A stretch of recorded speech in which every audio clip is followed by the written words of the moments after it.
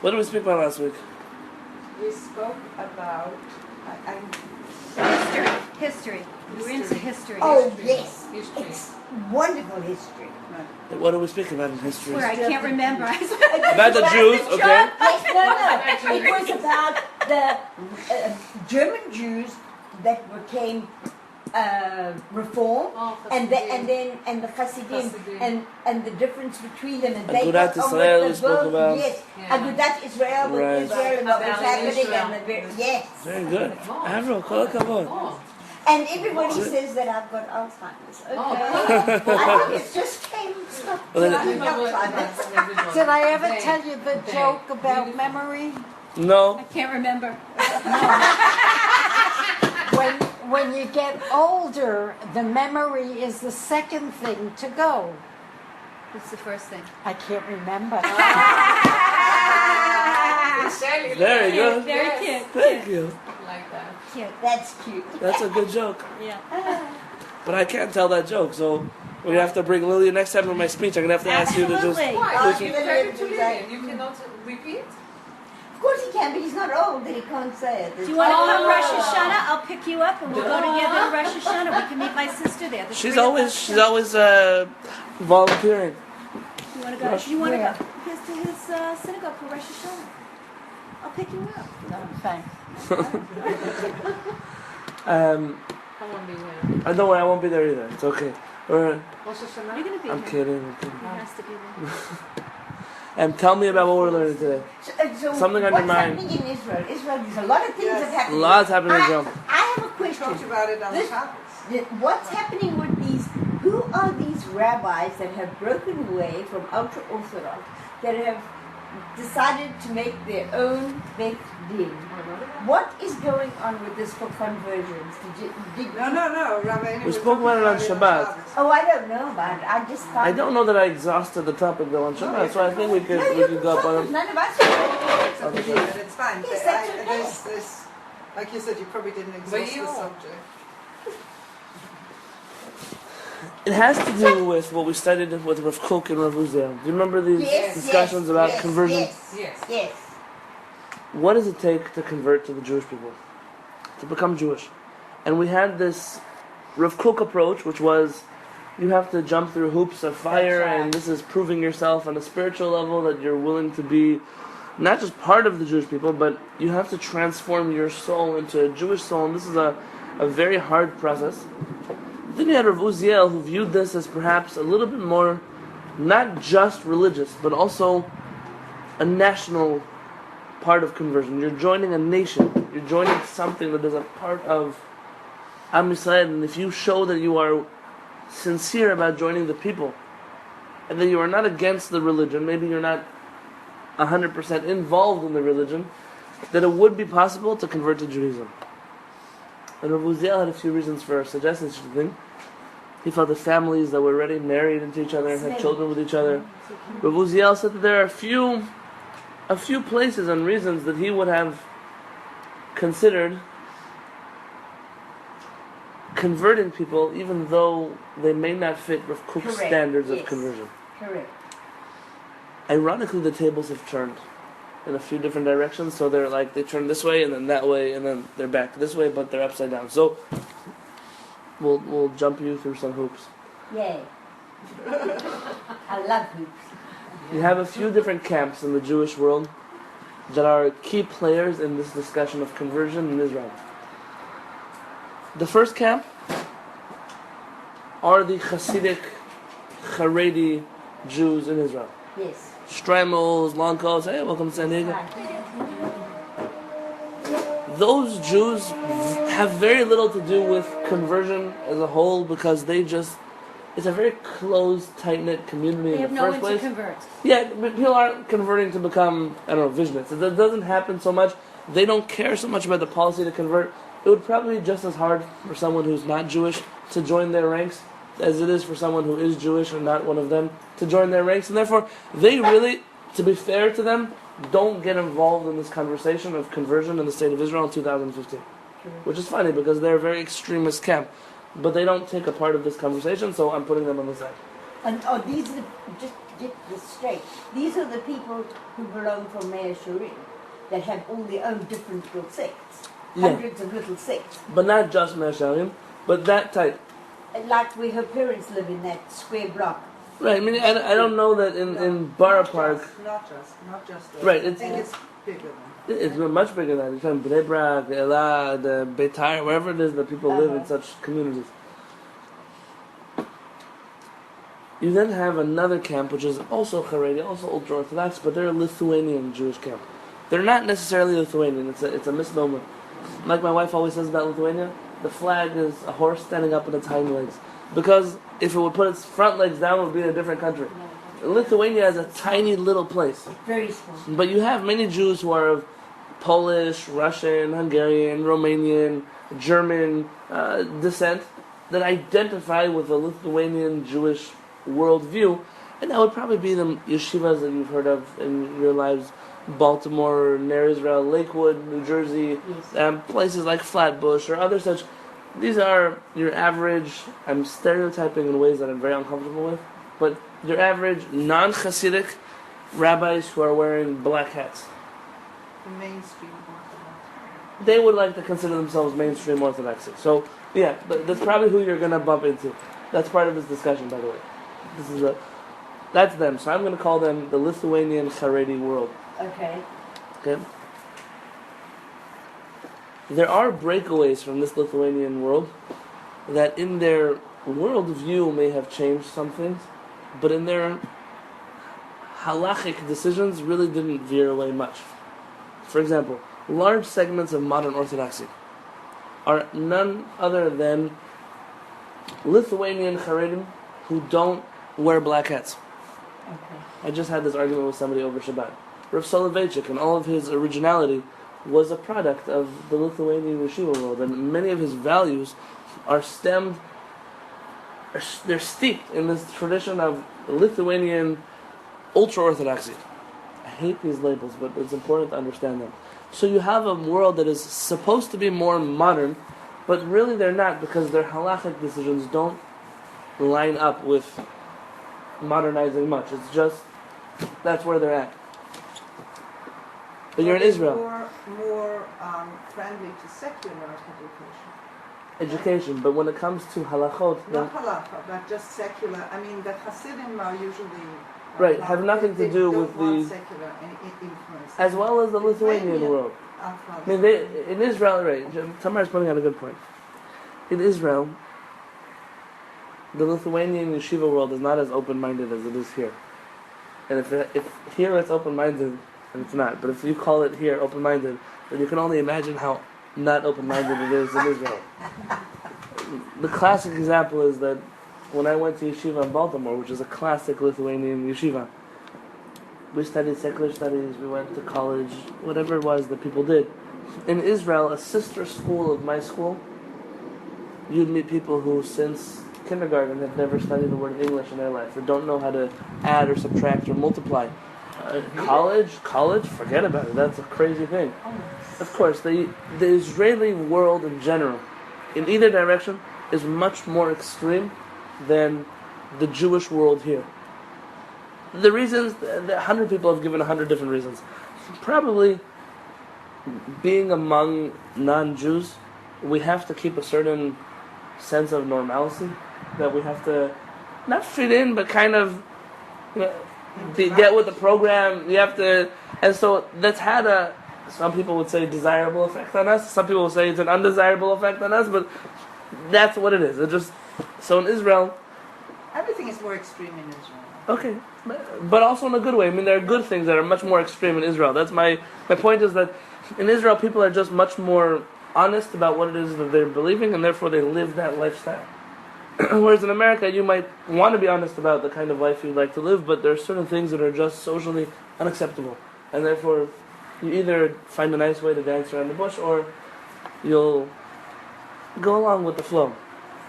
Like taking the chicken, the carcass, We'll get there. That ceremony, Yom Kippur. that's not something you want to do in your front yard here so your neighbors can see. Right, but in Israel, you You would will have do it. you would have thousands of people doing it in the middle of the street. Yeah, Exactly. Right. Okay, that's That's right. a good example. You see, it's just because it's a Jewish country, so you can get away with doing things that are Jewish, even if they look funny to somebody else. Because in Israel they don't. It's a good example. In Israel, you have yet another camp, and you have what's called the religious Zionist camp. The religious Zionist camp is not as united at the front as they would like to believe. The religious Zionist camp, if you had to go with physical characteristics, are not always. See, none of these things are true, but are people who wear mostly kippahs that are not like this, but they're knitted kippahs. If you know what I'm talking about. Now, it's not true because there are many rabbis in this camp who wear black hats and long coats. So, fine. Ignore I'm making boundaries that are not actually real. Some would like to believe that this is a movement that is guided by the vision of Rav Kook, because he was, if anything, the founder of such a denomination of Orthodoxy, but it's not true. There were religious Zionist Jews before Rav Kook, and therefore you have in this Dati Leumi camp, this religious Zionist camp, 3 branches. Those who are students of Rav Kook, those who are students, and by the way, the students of Rav Kook, that would be yeshivas like Merkaz Rav Kook, or yeshivas like Har Hamor, or yeshivas like Rav Aviner, those kind of yeshivas, very right-wing. They're almost Haredi, but they're not. They're just dressed differently. That's almost the reality. You then have another camp, Rav Soloveitchik, that camp that I mentioned to, Modern Orthodox from New York. They have a whole other branch in Israel that was led by Rav Lichtenstein. Remember when Rav Lichtenstein passed away this year? We spoke about him. There's this camp, and most people are not aware that there's a difference, but in this united front of religious Zionism, there is a difference. And there's a third camp, which was kind of not so... they're just religious Zionists that are not necessarily part of any kind of ideology or yeshiva or camp, and that makes up a third portion, perhaps an even larger portion than the other 2 that we mentioned. Got it so far? So we have Hasidim, Lithuanian Jews, mono-Orthodoxy, but that'll translate into Israelis, 3 branches of religious Zionism. So Rav Kookniks and the non-Rav Kookniks. And then you'll have the rest of Israeli society, which, if we had to go through what denominations are in there, imagine that it's just non-religious, secular Israeli Jews, whatever, Which is growing, whatever I'm you're. told. But it's not accurate, because you have to imagine that in Israel, inside of that camp, you have huge differences. For example, you could go to Tel Aviv and meet Jews who they don't even know what you do on Yom Kippur. That's right. I'm not exaggerating, because I have people that I'm close with that are like that. And then you have Jews that will say, "Hey, I'm a sworn secular Jew as well." But here they do, bracha seders on Tu B'Shvat, and they buy matzahs for Pesach, and they'll never eat chametz for 8 days, and they fast on Yom Kippur, but we're secular Jews. What's secular about you? I have no idea. But it's an Israeli thing, and perhaps that camp is in Israel just as large as in Israel they would like to give themselves titles. So one's called Chilonim, secular Jews. I hate these words. And the other one is Masortim, which are traditional Jews. Yes. They're equally secular, meaning they're equally not fitting into any of these camps. Maybe I'll give you an example. There's an Israeli political party. I don't endorse any political parties, especially not Israeli ones. Called Shas. Shas was started by Rabbi Ovadia Yosef. What it later became, Hashem should save us from what it later became. But that's what it was, started once upon a time. Rabbi Ovadia Yosef's religious followers number in the tens of thousands. If I wanted to give a very nice, big number, 40,000 people in Israel. Like religious yeshiva guys, 40,000, 50,000, give him a huge number, 50,000 people. All support. Almost all Sephardic, yes. Yeah. Yet Rabbi Ovadia Yosef's political party, in an average year in the Knesset, received about 280,000 votes. Isn't it their largest party? Yeah, it wavers, but sometimes yes, sometimes not. And it begs the question, who are the other 240,000 people voting for this party? Those are traditional, not all, but mostly Sephardic Jews who feel identified enough with this religious cause that even though they don't live that kind of lifestyle, they're They want such a leadership in the government. So if I haven't complicated Jewish scene enough, in America you've got like Orthodox, Reform, Conservative. Maybe you'll like throw Chabad in there because that's its own branch of Orthodoxy, and maybe modern Orthodoxy will have its own branch of Orthodoxy. Yeah, but they're not politically active in Israel. So no, the Rabbi was very into staying out of politics, and actually it was a sad thing in Israel. The Rebbe used to always tell Chabad to stay away from politics because it will undermine the greater mission of bringing Jews closer to Judaism. In Gush Katif, the expulsion from Gush Katif, Chabad got politically involved with that and tried to stop the Israeli government from expelling Jews from Gush Katif. The price they paid has still not been paid back. Chabad was the only religious group in Israel to have unlimited access to Israeli army bases, because they were considered a non-political group that was able to enter anywhere that they wished to go, and that is the feeling in Israel, mostly of people love Chabad. They're an organization that doesn't, they don't seem to have this agenda. They're there to help Jews wherever they are. That's the understanding in Israel. When they became politically active in Gush Katif, the Israeli government banned them from army bases, because they were coming into Israeli army bases and trying to convince people that they shouldn't expel Jews from Gush Katif and whatever it was. And whereas I'm definitely on the political side, I believe in what they were trying to pass off then. But today it's much harder. It's not that it doesn't happen. Sure, Chabad still visits army bases, but without the same influence that they used to have before. And if you're talking about 2005, is that one word? Gush Katif. 2005. So you're talking about now we're 11 years later, and they still haven't managed to pick those pieces up. I mean, it's a bridge that was burned, and people are trying to put it back together, but it's still not there yet. So I'm leaving Chabad out of the equation because they're not politically charged, and in general, Chabad doesn't deal with conversion. So they're also not part of this greater discussion. You can't convert according to Chabad, or no?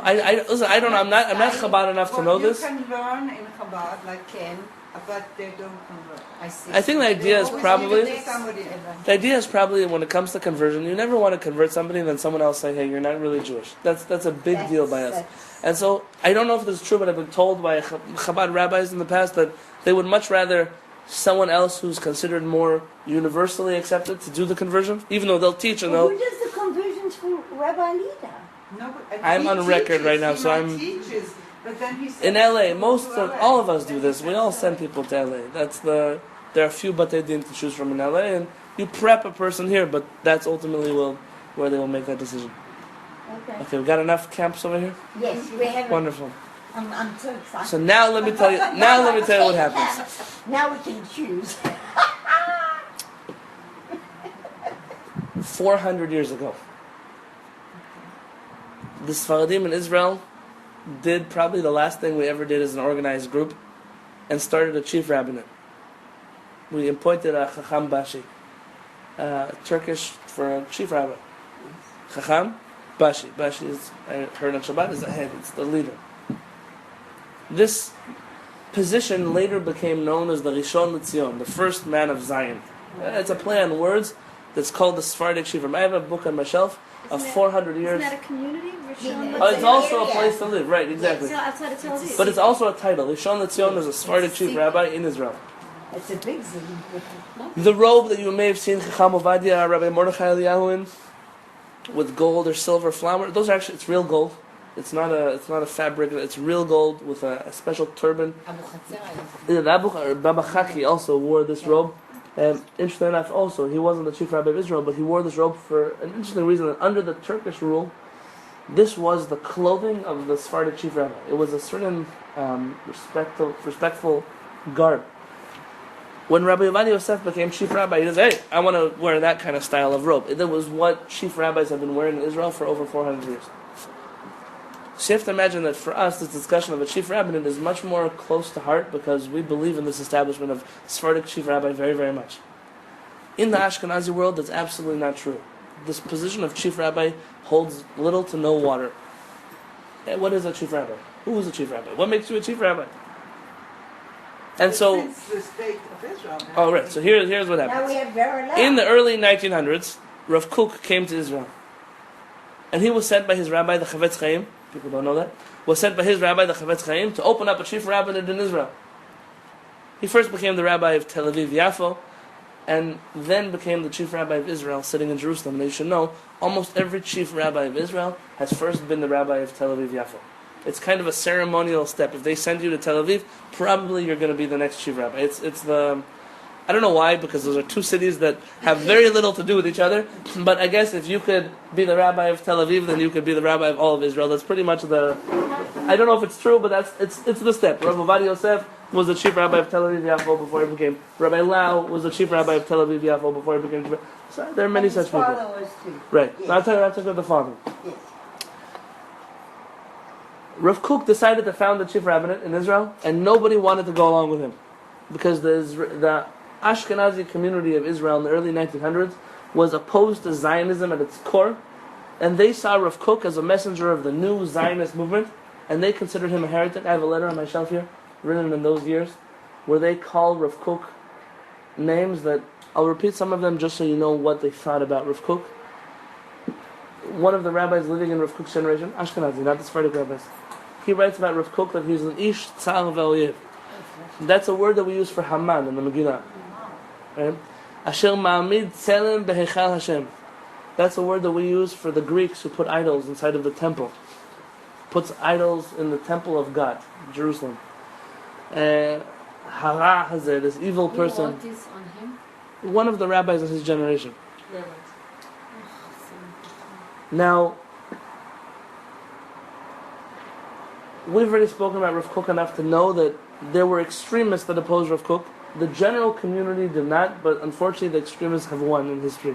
Those are the people who took over.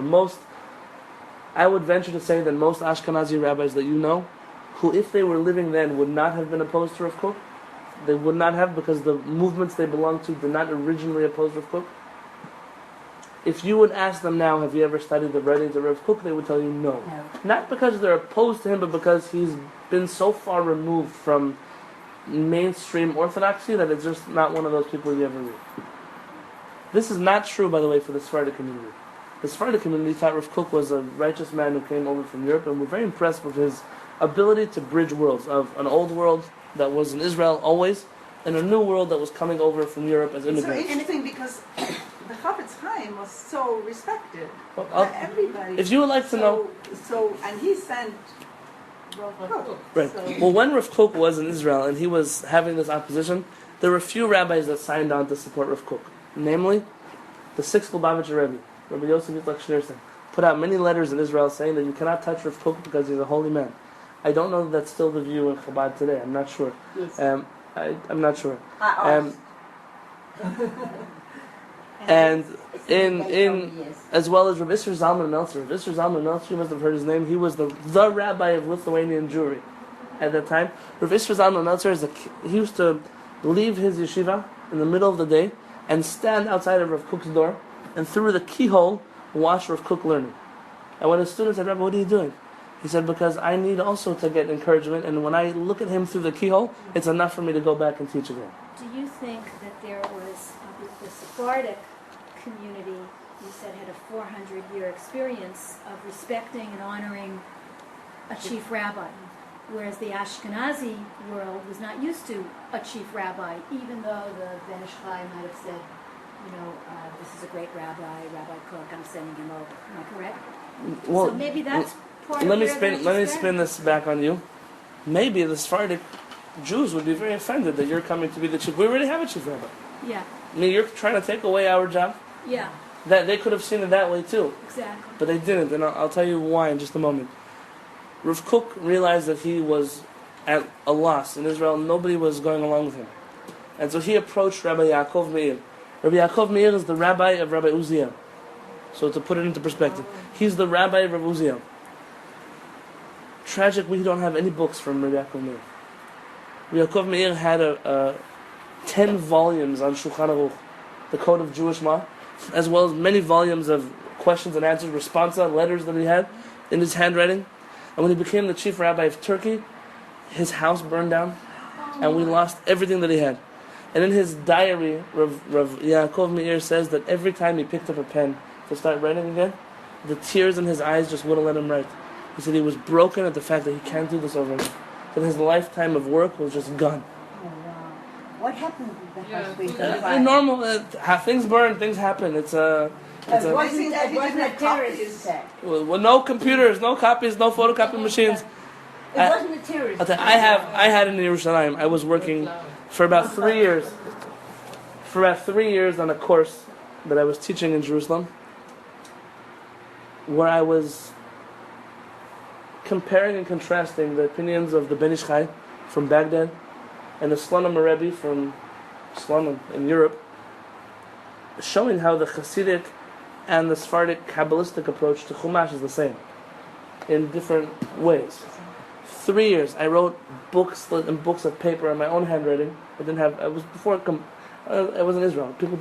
You were writing. That's what you did in yeshiva. Nobody took out a laptop in the middle of a Beit Midrash. It's an American thing. And when I came to America for a month to visit, I had an issue with my landlord, and he came into my apartment and threw all kinds of things away. One of the things that he got rid of were all my notes and papers, and I don't have any receipts.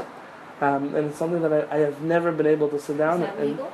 No, not legal, Come into but your apartment? how can I go after... But in Israel, It's illegal. I don't know. Who are they going to call? There's a Ghostbusters. What happened ultimately is that I still, to this day, have not... That was 2010.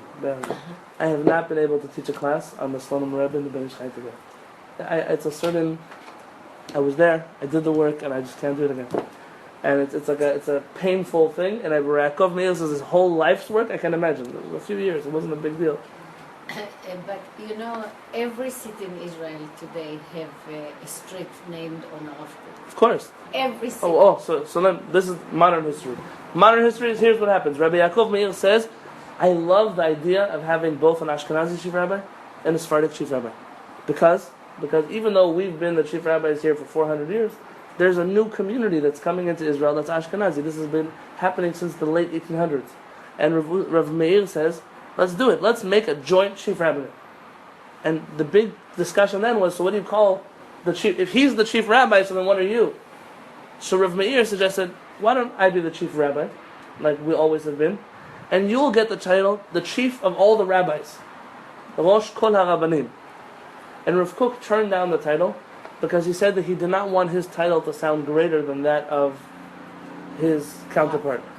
And so they settled on, he'll be the Rishon LeZion, and he'll be called the Rav Rashi. He'll be the chief rabbi in the first man of Zion, and he'll be called the chief rabbi. And they work together to start certain standards of kosher, standards of conversion, standards of marriage, standards of divorce, all kinds of things that it was a really nice beginning to something that could have been great. And I say could have been because it didn't end off that way, but could have been a great institution which would have bridged many, many gaps in the Jewish people and said this is the one way that we do things, we both agree on it, let's keep moving forward.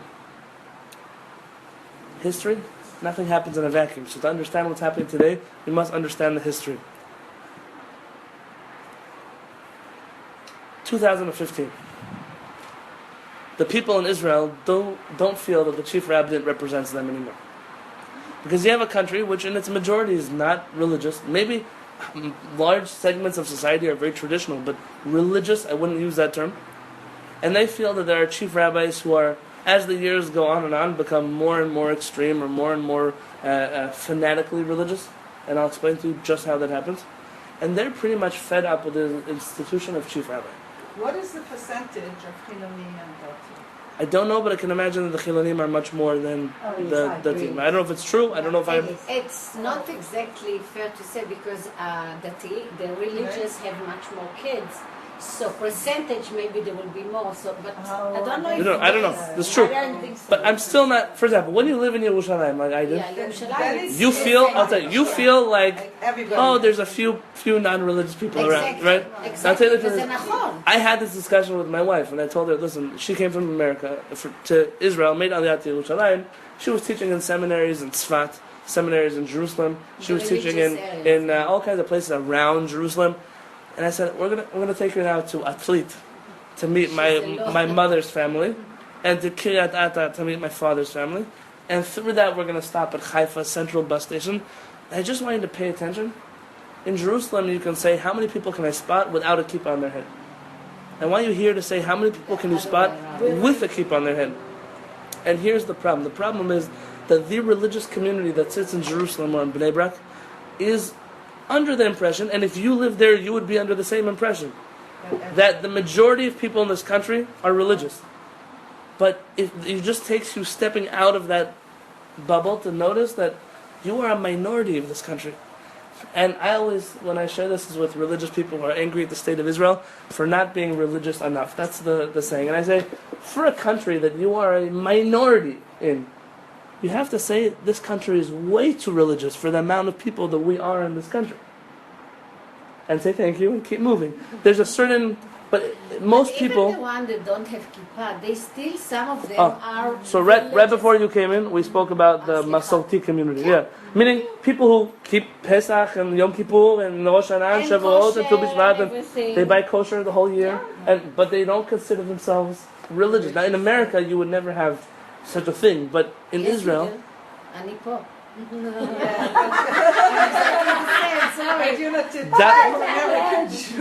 Dalia, but you are a competition for the Rebbitzin of the community. So we're no, but what I'm saying that there is lots yeah, of right, people right. like us. Okay, but it's not. I don't know that in America it's a quantifiable group of people that I could say there are tens of thousands of people like that in this. Could be not. How did it happen? It happened as follows.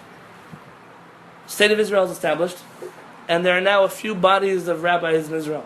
You have the chief Sephardic rabbi, the chief Ashkenazi rabbi, working together to be the Rabbinate. You have the Badatz, which is a group of ultra-Orthodox Jews who came into existence only to undermine Rav Kook and his chief rabbinate. Oh, really? Sure.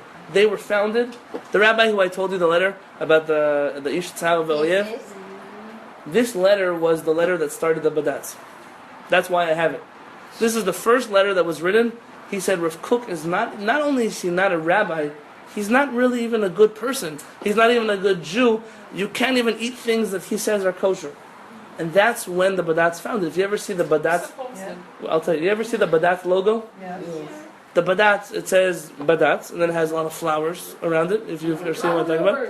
And then under words are little tiny words that says Leida HaCharedit, for the Haredi community. But Their consciousness is like... well, I'll tell you, the reason they write Leida HaCharedit is because they were now splitting the Jewish community into two. They were saying that Rav Meir and Rav Kook were no longer from the ultra-Orthodox, and that they are the rabbis of the ultra-Orthodox. Now, you may not actually know this, but when it comes to Israel, people will say, but the Badatz is the best kosher symbol in Israel. I'm not going to lie to you, that if I have a choice to buy something with a Badatz on it, or without a Badatz on it, I will opt for something without a Badatz on it. Without. Because it may have high kosher standards, but its social and political standards are in the dumps. It is an organization which was built to undermine the rest of Jewish society.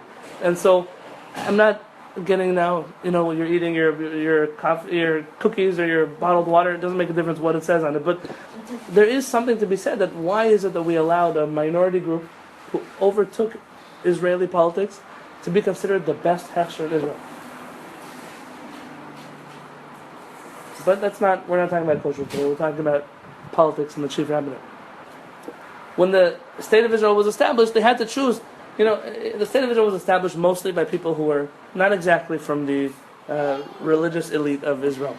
And they really needed something desperately. They realized that this is a game of chess. In Israel, it's not so much a game of chess as it is, on a computer they have that game where you press blocks and... No, and things blow up if you press the wrong...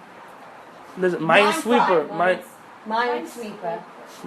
Do you know what I'm talking about? Yes. Like when we were little kids on the Hebrew Day School computers, they only had 2 free games, Solitaire and this thing. Now, Israeli politics is not exactly chess. Chess is like world politics.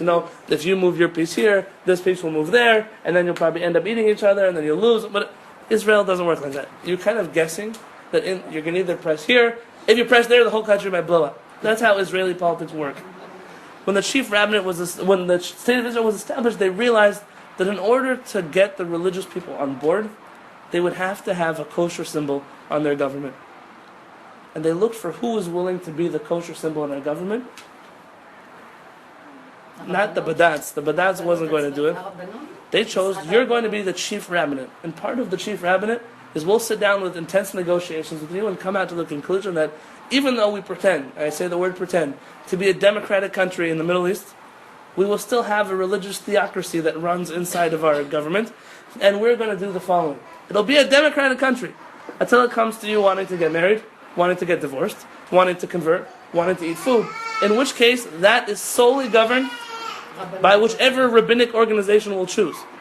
Now, the Badatz, you have to understand, the Badatz has a dilemma. Because they don't believe in the Israeli government. But they would love to be in control of these things. So should they join or should they not join? They opted not to join. The state of Israel opted to choose the rabbinate. But once the chief rabbinate was chosen, the Badatz took their campaign to a whole new level. Oh, now if you convert with the chief rabbinate, you're not Jewish. And now if you get divorced with the chief rabbinate, you're not divorced. And now if you get married with the chief rabbinate, you're not really married. And in Israel, really, under the carpet, you have these underlying politics. Let's pause here. Ariel asked a good question. There is Torah in all of this, so we'll get there. Ariel asked, who supports the Badatz? Who? It's a real question, because who supports the Badatz and who supports the Badatz are two different camps. I didn't understand. Say it again. Two camps. Yes. Who support the Badatz? One ideologically and one Financially. passively and okay, I'll get there. Okay. The group that the Badatz represents is a very tiny fraction of religious orthodoxy in Israel. And that is? HaShamayim. The headquarters of Badatz is in HaShamayim. I mean, it's not even the rest of the Jews in Jerusalem who wear shtreimels. It is the Jews of HaShamayim. The Jews who historically opposed Israel and Rav Kook. And once Rabbi Meir, see, the Sfaradim are always like, you're not really Jewish enough for us to care about you. That's been the attitude of the Ashkenazi Jews in Israel. But the moment Rabbi Meir, so they kind of left Rabbi Yaakov Meir alone. But the moment Rabbi Yaakov Meir joined forces with Rav Kook, he became there's a word for it, a persona non grata. He became a person that we're going to stay away from. And so that's when the Sfaradim and the Charedim had their first clash. You support that evil man, so we're going to oppose you. So who supports the Badatz? There's a small following that exists inside of small communities in Jerusalem. Who really supports the Badatz? A large variety of people. First and foremost, your average Orthodox Jew in Israel has been trained since the day he was born. When it comes to kosher, keep the highest standard of kosher possible. How do you decide what is the highest standard kosher possible? Because that's a term that is very hard to identify. What is the highest standard of kosher? Whoever does the best marketing, they're the best kosher form. The most popular. Of course. But here you have something interesting. Here you have like an OU and an OK and a star K and a chaf K and a C. And you always like, why are there so many different kosher symbols? It's all about money and how much money we can make. Exactly. But rarely will you sit in an OU office and they will tell you that things that come from the star K are not kosher. Rarely. It might happen, but rarely. There's a certain truth, and the reason is they have, I know it sounds like some elders of protocols of Zion, protocols of the elders of Zion, but they have yearly summits where these organizations all get together and decide on the new standards that they're going to make up for the coming year. And they invent all kinds of halachot, they invent all kinds of rules, they make up all kinds of stupidities, and they vote them into law. No, but it is. They're all competitors, but they come to this yearly summit. And last year was held in Canada somewhere, and this year it's in New York, wherever, Chicago, wherever they hold them. You ever called up a kosher agency and they tell you, oh, that hefsher is not recommended? It could be because of two things. Either because it's really not a good kosher symbol, or because they didn't want to pay the entrance ticket to come to the summit meeting. And so they could be a great kosher symbol, but the kosher mafia decided that they're not. So that happens a lot, but not in America. It's like a little child's play politics. In Israel, the kosher symbol you're eating has to do with the political party you're voting for. It has to do with the religious synagogue affiliation you're praying in. It has to do with your kid's soccer team and who sponsors them. It has to do with, it's a whole... Jews are... Whoever thought that we should have our own government and govern ourselves? Crazy. Crazy idea. I mean, it's a fabulous idea, but clearly we're not good at it. So, who supports the Badatz? Any religious Jew who was raised and told that you have to keep the highest standard of kosher possible. And the Badatz markets themselves as, we are the highest standard of kosher possible. That's how they market. I don't know if it's true, but that's how they market themselves. And why did it mean to tell you it's different in Israel than it is in America? I was once at a Badatz restaurant, and I came in with a bottle of Coke.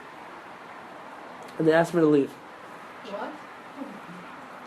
Because Coke, Avril might know this, is under the supervision in Bnei Brak of a rabbi, Chabad rabbi, Yes, Rabbi Landau. yes, Have you heard that name? yes. One thing, I think he passed away, or maybe, I don't know. They- But like an old Chabad name in Israel that is so well respected that even the Lithuanian Jews ate his food. But he got the contract in the 1950s or 60s on Coca-Cola. So he's the one who supervises Coca-Cola. The Badatz lost that contract. And they only got the contract for Pepsi. But Pepsi This was is not a bad joke. for This- years. Wait, You couldn't get this it. is not a joke. Well, because you were a caterer in the Merkaz, That's right. which was under the mafia of Rabbi Landau. That's right. Okay, but here I'm in Jerusalem under the mafia of the Badatz. In Jerusalem, it is very hard to find in a really ultra-Orthodox kosher restaurant a bottle of Coke. Yes. Because it's not kosher. Because Rabbi so-and-so, it's not just a kosher thing, it's a political thing, it's a affiliation thing. And so you're all shaking your heads and be like, why are you saying such bad things about Jews? There's a point to the story. I can tell you that when I catered, The other way around. So she was in Bnei Brak, where Rav Landau was in control. Were you allowed to use Pepsi products? no. Okay, not because at all. because they But- come from the Badatz in but Jerusalem. it went also for Osem.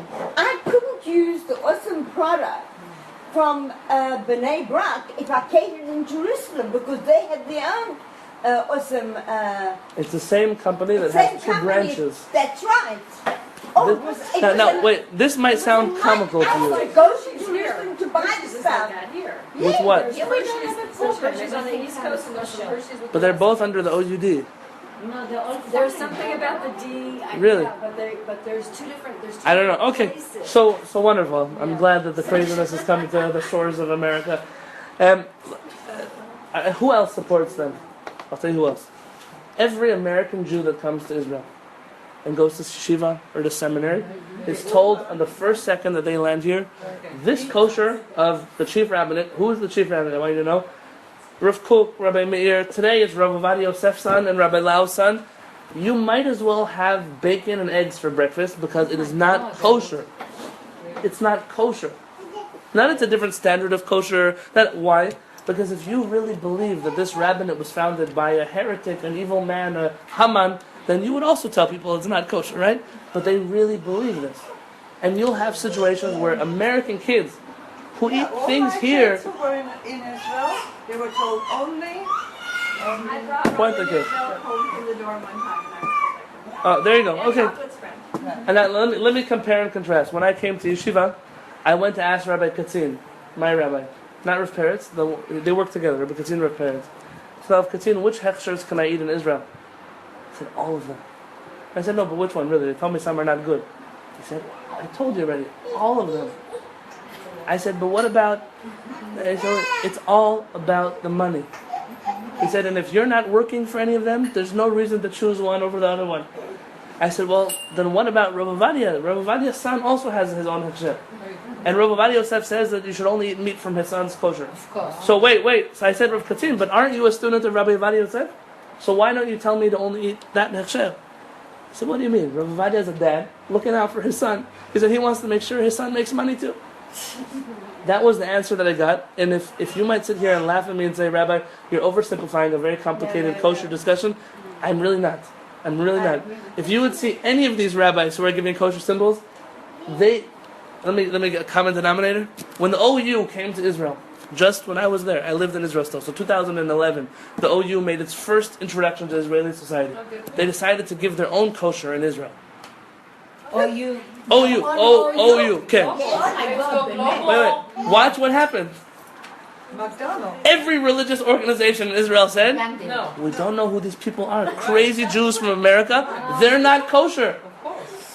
So I would like you to understand, very No simply. wonder non-religious don't like The OU, listen, the OU that you eat here and you think is a fascinating, amazing texture that's all around the globe, in Israel, even the lowest texture in Israel says, those guys, they're not kosher.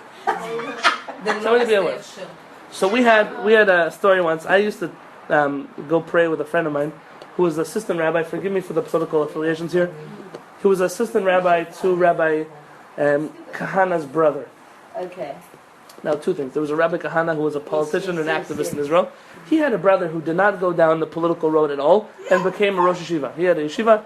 He was the rabbi of Young Israel of the Muslim Quarter. I say he was the rabbi because 2 years ago they lost their lease and they no longer were able to afford their building, and a year ago they moved out. And so there's no longer a Young Israel of the Muslim Quarter, but for some 30 years Rav Kahana's brother was the rabbi. He's also Rabbi Kahana. So I used to go pray there, and Rav Kahana told a fascinating story. He rented an office in the OU building in Jerusalem. He just needed office space. They had some empty offices. He rented an office. There was a lady that came from New York, and she wanted to know which kosher symbol she was allowed to eat when she was in Israel. And so she came to, where else would you go to? The OU office, right? Happens to be it was after hours, and no OU rabbis were there. And so they said, hey, why don't you go talk to Rabbi Kahana? He's down the hall. He doesn't work for us, but he's a rabbi, so he must know. So she comes into Rav Kahana's office, knocks on him, says, Rabbi, I have a question for you. She says, yeah, sure. He says, what kosher symbol can I eat while I'm in Israel? And I'm just quoting, so don't get offended from me. Rav Kahana said, ma'am, if your religiosity permits you to live outside of the land of Israel, you don't have to worry about keeping kosher when you're here. Period. Oh my God.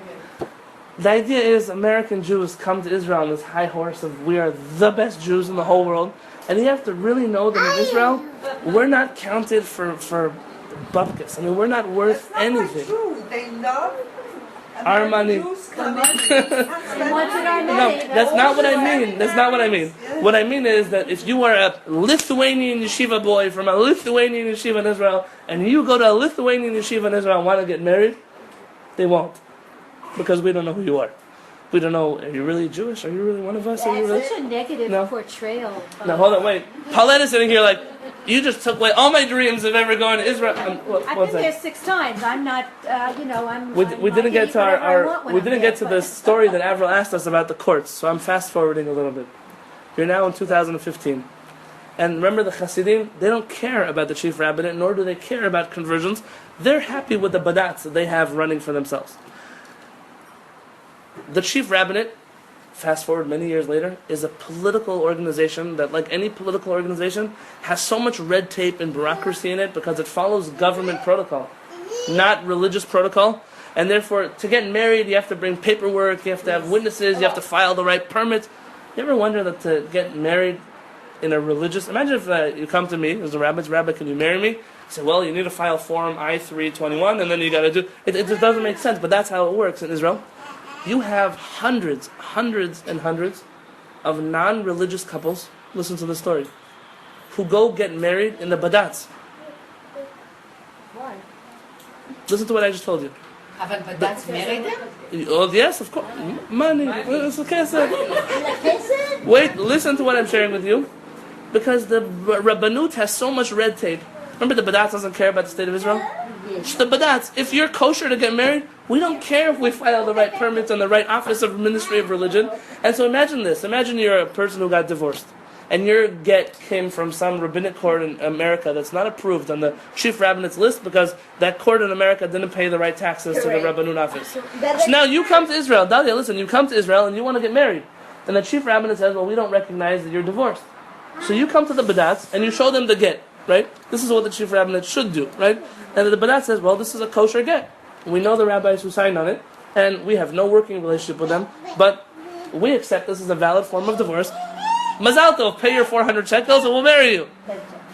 And it's become already. To the other one, And, if they get married, they what? are non-legal. Mamzerim, yeah. Okay. So now understand what happens. Frightening. The Rabbanut had to make a certain peace treaty with the Badatz. Because the Charedim who follow the Badatz, not all, told the Rabbanut, we will never go to your chief rabbis. And so either you accept us as who we are, or you don't. We don't care. And so the Rabbanut has this treaty with the Badatz that if the Badatz says you're married, you're married. And if the Badatz says you're divorced, you're divorced. But they can't do it because they have red tape. So they accept the Badatz now. So who accepts the Badatz? Understand? Those people who are politically opposed to the Badatz, but realize the Badatz has less politics in it than the Rabbanut does, are now also supporting the Badatz. So Americans, Haredim that are in Israel, people who are not at all even religious or religious enough to be part of the Badatz, but because the Badatz doesn't have the politics the Rabbanut has. And then there's one last group, and this is my favorite. You mentioned Osem. Yes. When you call a company in Israel, the Badatz, they want to put a label, or the Rabbanut wants to put a kosher symbol on something, you'll notice one thing in Israel. If you have a package of cookies, the Badatz label will always be on the front label, and the chief rabbinate's kosher symbol will always be in the back, under the ingredients. Listen to why. Remember the truce that the Rabbinate and the Badatz has? No organization is allowed to give kosher certification in Israel except for the Rabbanut. The Rabbanut will let you give kosher certification in Israel so long as the company that you certify also pays them for certification.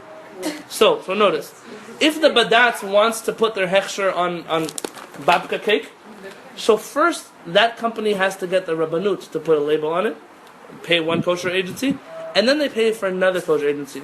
Now you could sometimes buy a package in Israel that has 4, 5, 6 labels on it because they want to appeal to everybody. But who does the Badatz talk to? The Badatz, when they call up Osem, doesn't speak to their religious department or whatever department they have. They speak to their marketing department. Because having a Badatz label is all about marketing. Remember all those Americans that come to Israel will only eat things with a Badatz? So they go out of their way to put Badatz labels on everything. That way it's in the front.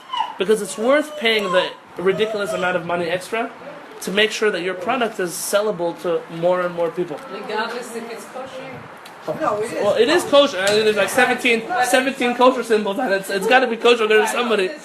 But the idea is that you're already in a situation where the Badatz is no longer about, are you anti-Zionist, are you anti-Rav Kook? It's already become this thing of You're talking about people, Israel today. 2015, I'm talking 2015.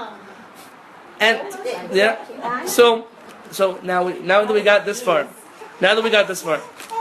a long time ago, the Rabbanut realized that if they want to gain popularity in Israel among the religious factions, they have to stop being such a universal chief rabbinate. A tragic choice. Because their decision was, what does it help if we're the chief rabbis of Israel? If Rabbi Steinman and Rabbi Kanievsky and Rabbi Vad Yosef and the Satmar Rebbe or whoever else they're going to say, don't consider us even Jewish. What does it help? They're putting aside there are 5 million Jews in Israel who don't care what the above mentioned rabbis say. But the chief rabbinate was slowly over time hijacked. I use the word hijacked. Taken away from the hands of people like Rabbi Meir or Rabbi Kook, who viewed themselves as the chief rabbis of every human being living in Israel, including the Arabs, by the way. Rav Uziel spent much of his career trying to work things out with the Arabs in Israel, because he felt that as chief rabbi of Israel, he also had an obligation towards the Muslim population in Israel, which is a very interesting thing to think about. At the end of the day, he's the chief rabbi. He's the religious person who deals with the government. And so he felt that there needed to be a certain representation. That model of chief rabbi went down the drains many, many, many years ago. And instead, the chief rabbinate became not a group of people who were chosen by the people to be their chief rabbis, but instead were elected by very strange election procedures. The people who elect chief rabbis are not all rabbis. They're not all Jewish. They don't even all believe in Judaism. The chief rabbinate electing body is made up of some Knesset members, some rabbis, some other politicians, some gabbis of synagogues, like presidents of synagogues, some teacher unions, some workers unions, some whatever they do. And to become the chief rabbi in Israel, you have to lobby, get votes. You have to make the right connections in the right places. You'll suddenly have the chief rabbinate. The chief rabbis who were voted in now were voted in, some of them, by Meretz. Do you know who Meretz is? Meretz is an anti-religious group. What? But the reason why Meretz voted these chief rabbis in is because they came up to some agreement with these chief rabbis that because you're so ultra-Orthodox, you won't care enough about those crazy Orthodox people, and therefore you, for example, Meretz is a left-wing secular organization that really doesn't want Jews to go to the Temple Mount. So it's in their best interest to vote for fanatically religious rabbis, so long as those rabbis will not allow people to go to the Temple Mount. For completely different reasons. But it's a thing. Now, my wife is sitting there saying, like, okay, let's make Israel look good already. Okay? So now I'm telling you, I know this is all true. But now there is hope. There is hope. Okay, and I'm going to add one more piece to the story that I told him on Shabbat. If the Lubavitcher Rebbe were to come to Israel when he was alive, he would not be considered a rabbi in Israel. Because he's not ordained by the chief rabbinate. So he would have to come to Israel and pass special tests like any 18-year-old or 20-year-old or 25-year-old who's becoming a rabbi and be accepted by the chief rabbinate as a rabbi. Because when you become a political organization, you can no longer focus on being a religious representation of the people or for the people or a bridge to the people. You have to follow political rules that are protocol, bureaucracy, rules, red tape. Rav Lichtenstein, Rav Soloveitchik's son-in-law, when he made Aliyah to Israel, they told him he's not a rabbi either. And he said, okay, what do I have to do to be a rabbi? I have to take the tests. So he said, okay, give me all the tests. The tests take about 7 years to take. 7 Yeah. years. Oh, wow. So Rav Lichtenstein, Guy on the way. Rav Lichtenstein joined, he just walked into the classroom, took all 7 tests, 7 tests or 7 years? the 7 years worth of tests. He just took them all at once, without studying for them.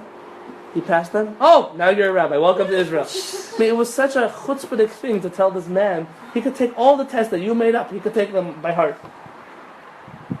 You can imagine like the Lubavitcher Rebbe or Rabbi Moshe Feinstein, they'd be writing like commentaries on the text, like that would be what would be going on. But they would have to undergo a humiliating process like that. Now, in the opposite scale, I am not ordained by the chief rabbinate either.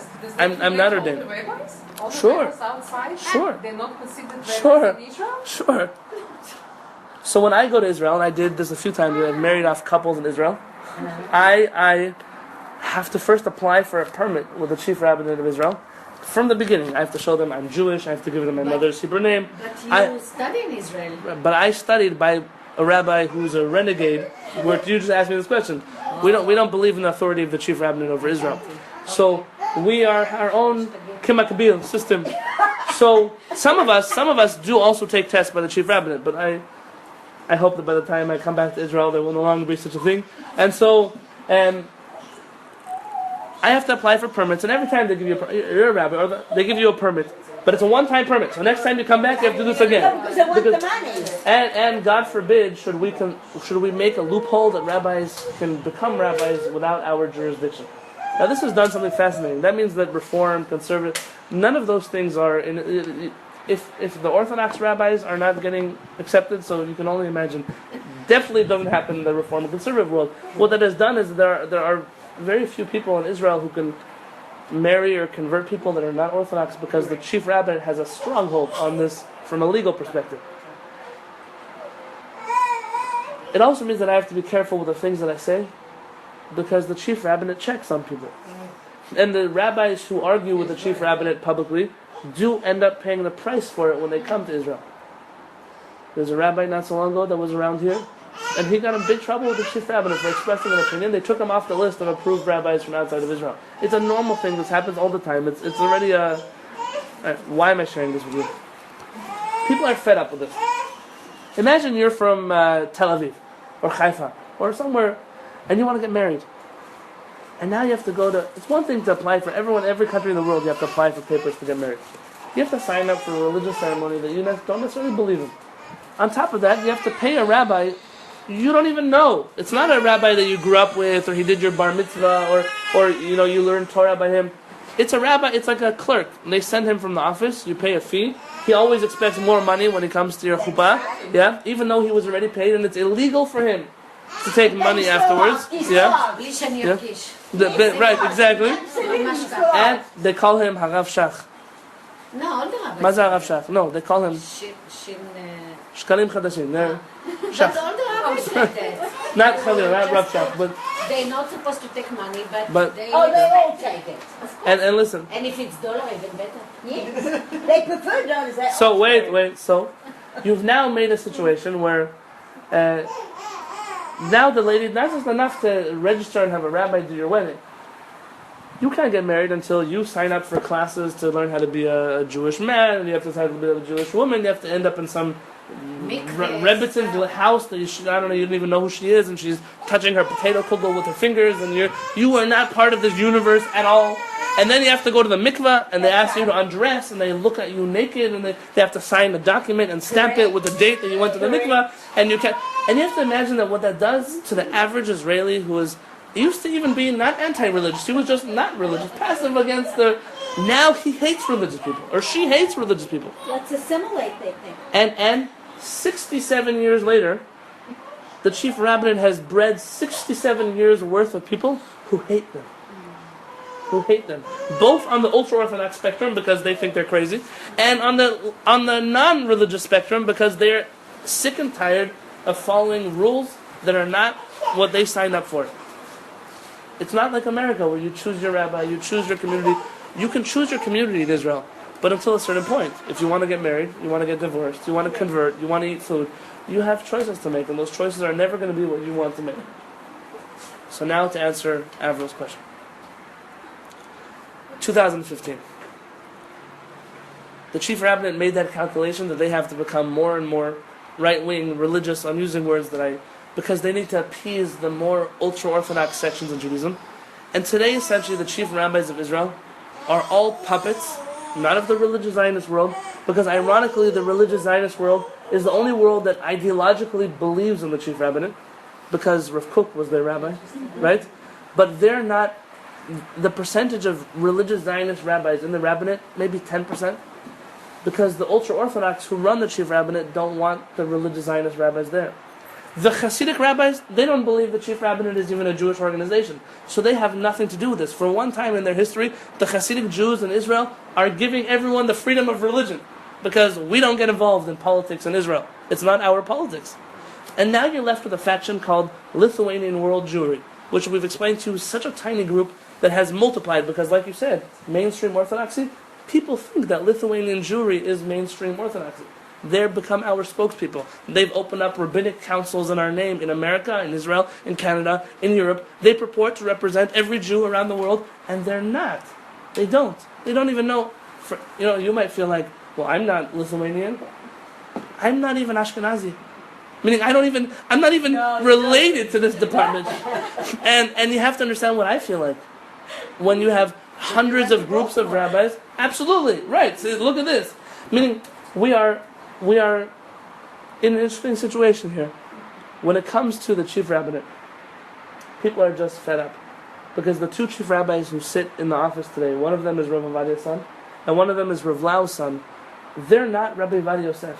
And they're not Rabbi Yisrael Meir Lau, who fought against the whole world, when they were in office to make sure that things happen. You could disagree with Rabbi Vadia Yosef, and you can disagree with Rabbi Lau. But one thing you can say, they were nobody's puppets. They were their own people and their own soldiers, and they fought their own wars. And these two? These two were elected at the grace of whichever Lithuanian rabbis control the chief rabbinate today. Meaning, if Rabbi Chaim Kanievsky, who sits in Bnei Brak, says jump, Rabbi Lau will say how high. That's right. And if Rav Steinman sitting in Bnei Brak will say run, Rabbi Yitzchak Yosef, who's Sephardic, will say how far.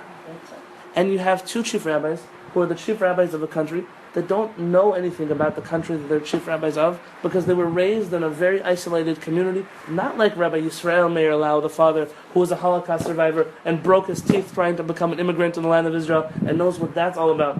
Not like Rabbi Ovadia Yosef, who was the chief rabbi in Egypt when he was 21, because he was an incredible rabbi when he was a young man, and wrote books when he was 15 years old, and who reached a certain level of scholarship that the Jewish community felt, hey, we want you to be our chief rabbi. This was an election process. And now imagine the following. You have rabbis that are older than Rabbi Lau, older than Rabbi Yitzchak Yosef, the son. Yes. Rabbis like the Belzer Rebbe, I mentioned on Shabbat. He has 35,000 Hasidim show up to a wedding that he made for his daughter. Yes, I saw You have to that. imagine 35,000 followers that don't open up a business without asking their rabbi permission for it. And he has to file for permits with a man that's 30 years younger than him, who has a government job, just so that he can officiate a wedding. And there are many people who are fed up with this situation. And whereas they say, this organization could have done a lot of good. There could have been some united rabbinic chief rabbinate in Israel where we were all represented and we all felt like we have a say in what goes on and we're all a part of this, and you reached out to different denominations within halachic Judaism and said, let's make sure that you're represented by 2 chief rabbis. Maybe at that point you'll need 18 chief rabbis, who knows? But it didn't happen. And the chief rabbinate missed its point of being like a Sanhedrin which would unite everybody, and became an elitist group that has legal control over the whole country, but has the ideological beliefs of a minute organization in Israel. And so these rabbis got up last week, and after many years of biting the bullet and being stepped on and trampled on, stood up and said, we are religious Zionist rabbis. We are trained in the chief rabbinate. We were taught by the chief rabbinate. We were ordained by the chief rabbinate. We give kosher symbols for the chief rabbinate. But our conversions, we don't want to follow the protocol of the chief rabbinate. When it comes to other things, we don't want to follow the protocol that the Lithuanian rabbis of Bnei Brak have set forward for us. We are rabbis in our own right who feel that we have our own understandings of Torah. And so they, after many years of trying to change within the rabbinate, stood up and said, we're breaking away. We're making our own rabbinic courts that are going to convert. And they're going to convert according to the standards that we believe.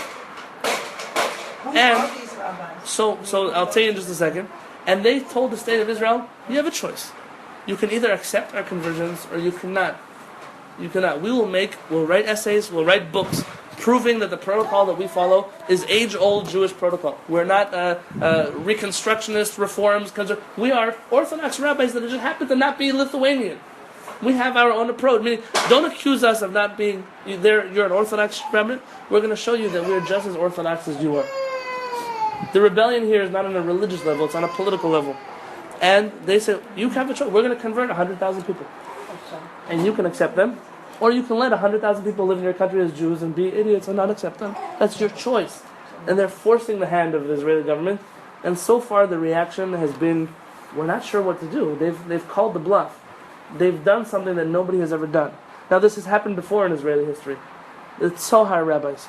There's a group called Zohar. And I don't endorse any of these organizations for various reasons. Zohar. Zohar was an organization that was started by rabbis who used to marry people for the chief rabbinate. They were Israeli rabbis, all religious Zionist rabbis. I had one of the Zohar rabbis speak here at our shul.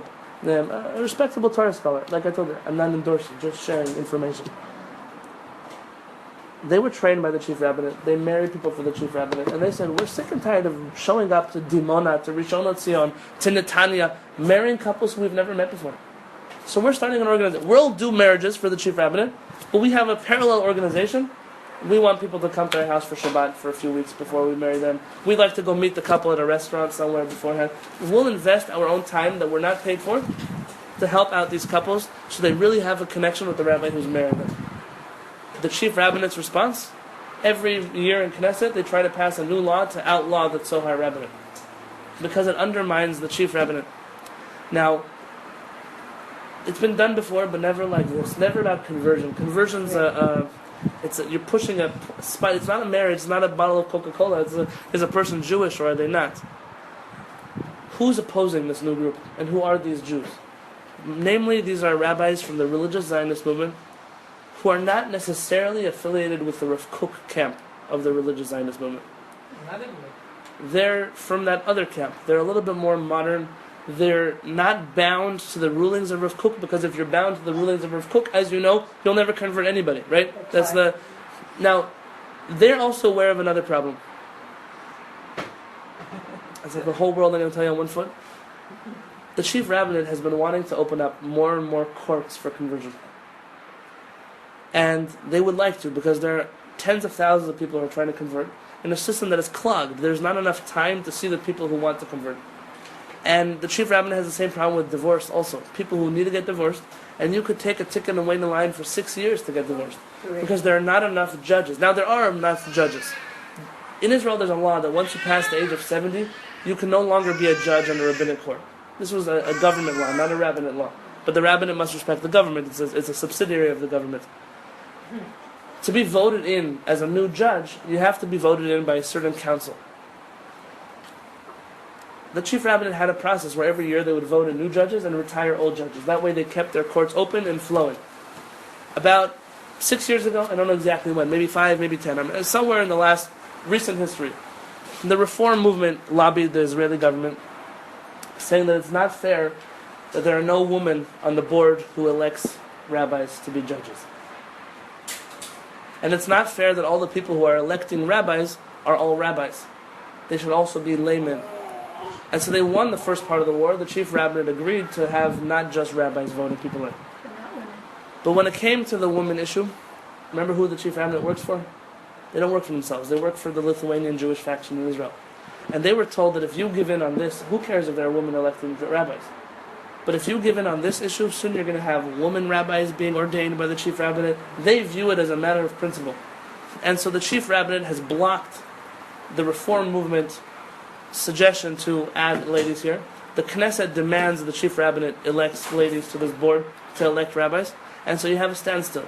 The reform movement won't back down on their quota of 3 women on the board. And the rabbinate will not vote in any new rabbis so long as there are women on the board. And so for the last 10 years, you have had not one judge join the rabbinic court system in Israel. And every year you have 10 or 12 judges retiring because of their age. And so as time goes on, you have less and less and less judges having to keep up more and more and more work, because the reform movement from America has gotten involved in Israeli politics, thinking to try to do something good, and the chief rabbinate from Israel is trying to block the reform from America getting involved. And you have a situation where these rabbis are saying, hey, rabbinate, you should even love us, because what we'll do, we'll open up those 18 new courts that you never were able to open. The chief rabbinate doesn't think it's funny. Like they're not excited about this.